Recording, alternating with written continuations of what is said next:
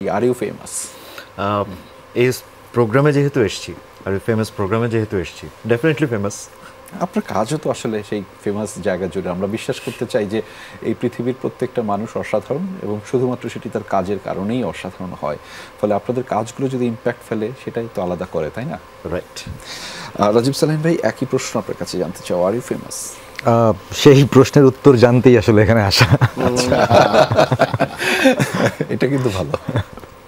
মানে উত্তরটা আপনার কাছে কেমন মনে হয়? আসলে আমি তো খুবই সাধারণ মানুষ, আমি আমার কাজটা করে যেতে চাই, করে যেতে চাচ্ছি। তো সেটা যদি কখনো অসাধারণ হয়ে ওঠে মানুষের কাছে, তখন হয়তো ফেমাস হয়ে উঠবো, সেই প্রক্রিয়ায় আছি আর কি।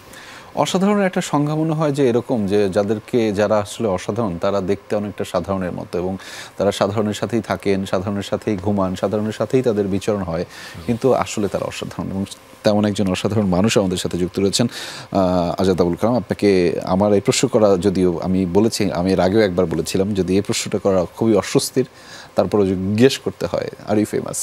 এটা আসলে ফেমাস তো মানে নিজে ফিল করা যায় না। জি। মানে যেটা হয় যে অন্যরা বলে যে তুমি ফেমাস অথবা তুমি ফেমাস না।